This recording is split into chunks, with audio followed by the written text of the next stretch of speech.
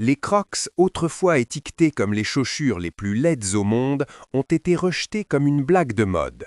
Pourtant, ils ont effectué l'un des retours les plus remarquables de l'histoire de la chaussure moderne, s'élevant pour devenir un empire de 850 millions de paires, avec un design qui ressemblait à une chaussure d'hôpital portable, une boîte à orteils ronde, une partie supérieure perforée et une courroie de talons qui va et vient. Les Crocs ont initialement laissé le monde perplexe.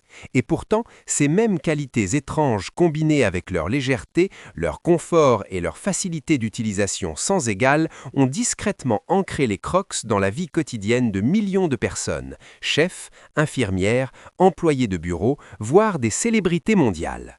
Aujourd'hui, nous suivons le voyage de fabrication d'une chaussure autrefois moquée et incomprise pour découvrir comment les Crocs sont devenus une icône que personne n'avait vue venir.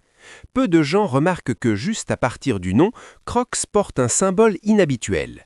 Le crocodile, le logo du crocodile souriant, la boîte à orteils large et arrondie et les rangées de trous circulaires évoquent tous l'image d'une mâchoire de crocodile ouverte. Pourtant, derrière cette apparence espiègle se cache une philosophie de design claire, résilience, flexibilité et refus de se rendre. Ces trous apparemment sans signification ont en fait la place aux gibbets, de petits ornements décoratifs qui transforment les Crocs en un terrain de jeu créatif de personnalisation, de couleurs et d'individualité.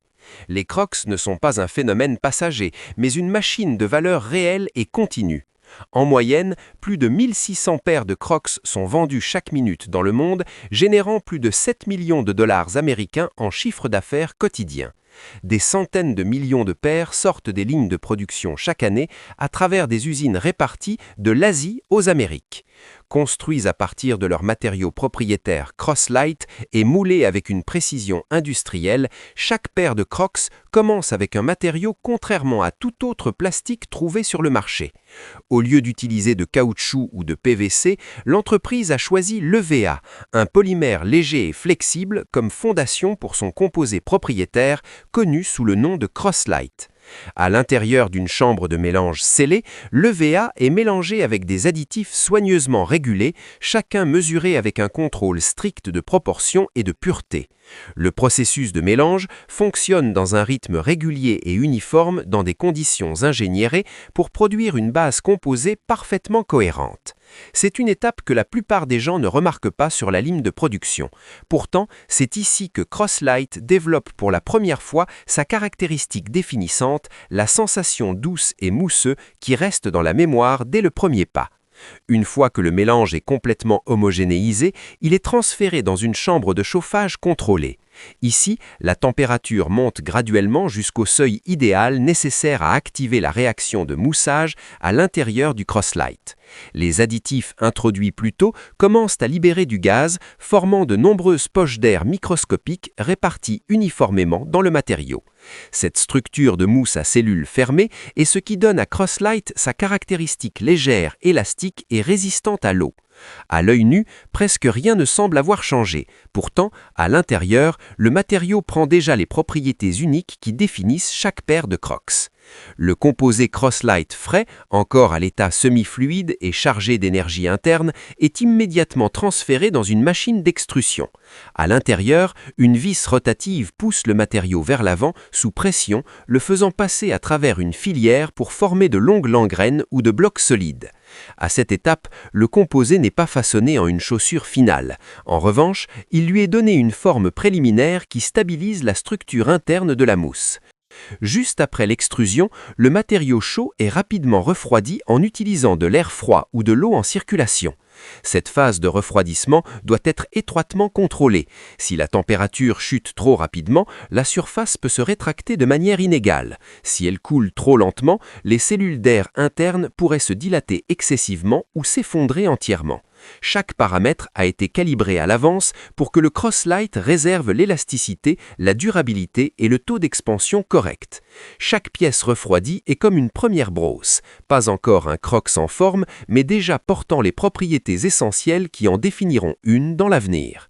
Le matériau n'est qu'une moitié de l'histoire. L'autre moitié réside dans le design où chaque détail est calculé dans le monde numérique bien avant qu'un seul moule ne soit allé jamais fabriquer. L'équipe de design utilise un logiciel 3D pour sculpter chaque contour de la chaussure, la courbe de la partie supérieure, le diamètre de chaque trou de ventilation et même l'angle de la selle. Tout au long du processus, il pose constamment une question. Qu'est-ce qui peut être changé pour que la chaussure se sente mieux ou ait un aspect plus distinctif tout en préservant l'identité des Crocs? Si vous pouviez contribuer à une nouvelle version, que changeriez-vous en premier? La couleur, la forme ou une nouvelle fonctionnalité qui n'a jamais existé auparavant? Une question simple, pourtant c'est ce qui permet à chaque design de rester flexible, évoluant année après année. Chaque modèle subit un prototypage et un affinage étendu pour atteindre un confort maximum. Même des éléments petits comme la courroie ou le placement du logo sont calculés avec précision. Le plan final n'est pas seulement une forme visuelle, il doit également s'aligner parfaitement avec la ligne de fabrication, prêt à se transformer en millions de paires identiques à partir d'un design numérique sur un écran d'ordinateur. Les Crocs entrent dans le monde physique par une phase critique, le formage du matériau. Les pellets de Croslite, déjà ingénierés avec de l'élasticité, sont alimentés dans une machine de moulage à injection, débutant une transformation alimentée par la chaleur. À l'intérieur de la chambre, les températures peuvent dépasser 200 degrés Celsius, suffisamment pour fondre cette résine propriétaire en une substance semi-fluide lisse, souple, malléable, mais pas totalement liquide. Ce flux fondu passe dans une zone de compression pressurisée où une vis rotative le pousse vers l'avant en direction d'un moule en acier. Chaque moule est développé spécifiquement pour une ligne de produit. Du Crocs classique aux collaborations mode, aux variations à talons hauts ou aux silhouettes de sandales, chaque modèle construit à partir de plans CAD avec le placement des micro-ventilations cartographiées à des fractions de millimètres. Sous une pression forte, le matériau inonde le moule, remplissant chaque contour, incluant la courroie de talon et les perforations caractéristiques reconnues de loin. La pression et le temps de maintien sont régulés par des capteurs industriels. Pas assez de pression et le Croslite ne peut pas remplir les plus petites cavités. Trop de pression et les cellules d'air microscopiques, le cœur de son coussin léger, se compressent, rendant la chaussure plus rigide et moins réactive. Il n'y a pas de place pour l'erreur. Quelques secondes de décalage, quelques livres par pouce carré mal alignés, et le confort, la forme et la durabilité finaux commencent à changer. Le moule reste stable alors que le Croslite prend sa forme finale. Lorsque les deux moitiés se séparent, la première forme de la chaussure émerge, chaude, flexible, portant encore le souvenir du mouvement fondu. Pour éviter la distorsion pendant le refroidissement, chaque paire est stabilisée thermiquement avant que le matériau en excès ne soit coupé, les herbes adoucies et la finition de surface affinée. C'est ici que le cœur élastique d'un Crocs prend vie, prêt à poursuivre son chemin de machine à icône culturelle. Lorsque le Croslite a complètement été injecté dans le moule, la pression diminue graduellement et le processus de refroidissement commence presque immédiatement. Les moules en métal sont ingénierés avec des canaux internes pour faire circuler de l'eau ou de l'air froid, permettant à la chaleur d'échapper uniformément du matériau encore doux. La température ne peut pas chuter trop rapidement. Un refroidissement soudain peut provoquer des crispures ou un retrait inégal. Pourtant, si le refroidissement se produit trop lentement, la forme elle-même peut se déformer. Chaque moule porte un capteur thermique dédié étalonné pour maintenir le rythme de refroidissement exact que chaque design de chaussure nécessite. Une fois que le matériau a atteint un seuil thermique sûr, le moule s'ouvre. Chaque Crocs est retiré soit à la main, soit par un bras robotique. Encore chaud au toucher, mais déjà ferme et structurellement complet.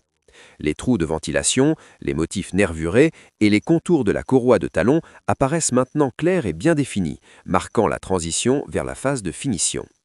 Ici, chaque paire se déplace le long d'une ligne d'inspection préliminaire où les travailleurs ou des bras automatiques utilisent des lames de coupe, des meuleuses rotatriles ou des brosses à polir pour retirer le plastique en excès. Cette étape fait plus que nettoyer les bords, elle chaffonne l'esthétique, assurant que chaque courbe, chaque trou et chaque contour se sentent lisses au toucher, sans arrêt de charpe ou couture rugueuse lors d'utilisation. Couper trop défoncé et la chaussure perdra sa forme. Retirer trop peu et le matériau résiduel diminuera le confort et la qualité visuelle. Pour cette raison, cette étape agit comme une découpe précise, un raffinement nécessaire qui prépare chaque paire pour le processus de finition finale avec une silhouette claire et équilibrée. Dans sa forme brute, un Crocs n'est qu'une seule pièce moulée. Ce n'est qu'à l'étape suivante que son identité iconique commence à apparaître, lorsque la courroie de talon flexible est fixée aux côtés de la chaussure. Cette courroie n'est pas seulement décorative, elle offre une stabilité supplémentaire aux utilisateurs qui ont besoin d'un ancrage plus sécurisé pendant le mouvement. Chaque paire de trous circulaires sur les côtés est ingénierée directement dans le moule avec des tolérances précises, permettant à la courroie d'être fixée en utilisant une épingle à pivot rotative. Cela garantit la solidité et la durabilité tout en permettant une rotation fluide et sans effort. Grâce à ce mécanisme astucieux, le porteur peut enfiler la chaussure comme un sabot à dos ouvert ou tirer la courroie vers le bas pour la convertir en un ajustement fermé au talon plus sécurisé. Ce qui semble être une étape simple est en réalité une fonctionnalité définissante, l'élément qui donne aux Crocs un niveau de polyvalence et d'utilisabilité bien au-delà de celui de nombreux autres designs de chaussures décontractées. Une fois que la courroie de talon a été fixée, certains modèles de Crocs passent à leur dernière étape de raffinage, la coloration et la finition de surface. Pas toutes les versions subissent cette étape, seules celles arborant des motifs marbrés, des transitions gradées, des graphiques imprimés ou d'autres effets spéciaux nécessitent un traitement supplémentaire. En fonction du design, la couleur est appliquée soit par pulvérisation à pression basse, soit par des techniques de transfert thermique qui lient le pigment directement à la surface du Crosslight. La préparation est critique. La surface est légèrement réchauffée pour ouvrir légèrement la structure de mousse permettant au pigment de pénétrer uniformément et d'adhérer fermement. Chaque formule de couleur, des tons néon vifs au pastel doux en passant par les mélanges marbrés en gras, subit plusieurs tours de test pour s'assurer qu'elle résiste à la décoloration sous la lumière du soleil, ne bave pas lorsqu'elle est exposée à l'eau et maintient sa vivacité sur de longues périodes d'utilisation.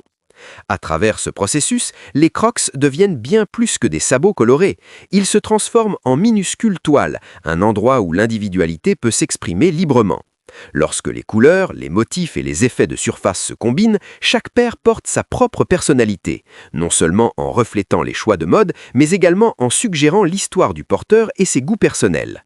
Cette diversité sans limite a élevé les Crocs au-delà de la catégorie de chaussures fonctionnelles, les transformant en une plateforme culturelle où la liberté créative a la priorité. Du mélange dégradé audacieux au tourbillon marbré distinctif, en passant par les collaborations en édition limitée avec des artistes et des marques mondiales, chaque paire de Crocs devient un objet imprimé avec une identité personnelle. Les porteurs peuvent les personnaliser encore plus avec les Jibbitz, transformant un produit de grande série en un accessoire unique où aucune paire n'est vraiment identique. De cette façon, les Crocs transcendent l'utilité et entrent dans le domaine de l'auto-expression, où même une paire simple de sabots peut devenir une déclaration de style et d'identité. La station d'inspection finale est celle où il est finalement décidé si une paire de Crocs est digne de quitter l'usine. Celles qui passent cette évaluation sont déplacées dans la zone de finition. À partir de là, chaque paire est sortie par taille, couleur et ligne de produit, avant d'entrer dans le système d'emballage automatisé. Une fois les derniers cartons scellés, les Crocs sont prêts à quitter la ligne de production. Ils commencent leur voyage vers les centres de distribution, les magasins de ventes au détail et les clients en ligne à travers le monde, conservant exactement la forme, la couleur et la sensation de coussin qu'ils avaient au moment où ils ont émergé du moule. C'est le chapitre clôturant d'un processus qui peut sembler simple de l'extérieur, mais qui est en réalité une chaîne de contrôle qualité rigoureux derrière l'un des designs de chaussures les plus portés sur la planète. Peu de gens imagineraient que les Crocs, un symbole de confort quotidien, pourraient un jour inspirer une tendance culinaire, les gâteaux en forme de Crocs. Dans bien des boulangeries créatives, la vue de petits gâteaux dorés complets avec les trous de ventilation caractéristiques et la silhouette rondie d'un vrai Crocs a rapidement capté l'attention des amateurs de nourriture. Ce qui alimente l'essor de cette tendance n'est pas seulement son charme espiègle, mais également la façon dont ces gâteaux semblent étonnamment réalistes. Les spectateurs doivent souvent regarder à deux fois pour réaliser qu'ils ne voient pas une paire miniature de chaussures, mais un régal chaud et fraîchement cuit. La pâte est versée dans des moules sur mesure, gonflant doucement dans l'exacte forme des Crocs, puis finie avec de la crème, du chocolat ou du fromage fondu, transformant la collation en un mélange unique de savoir-faire culinaire et de culture pop. Une paire de chaussures autrefois étiquetée la plus laide du monde inspire maintenant une vague entière de créativité, prouvant que les Crocs ont évolué au-delà de la mode pour devenir un symbole culturel qui trouve même son chemin dans la boulangerie. Depuis de petits pellets de plastique jusqu'à leur forme finale, Chaque paire de Crocs est le résultat d'une séquence entière de processus calculés avec précision et contrôlés avec une rigueur inébranlable. Ce qui semble être un matériau simple est en réalité la fondation d'un confort comme aucun autre et le début d'un nouveau chapitre dans l'idée de chaussures pratiques. Si vous avez déjà possédé une paire de Crocs ou que vous en considérez l'achat, vous pouvez maintenant les voir sous un jour différent. Et si ce voyage à travers leur création vous a fasciné, n'oubliez pas de liker et de partager la vidéo et de vous abonner à la chaîne Tout s'explique pour suivre les prochaines histoires que nous découvrons.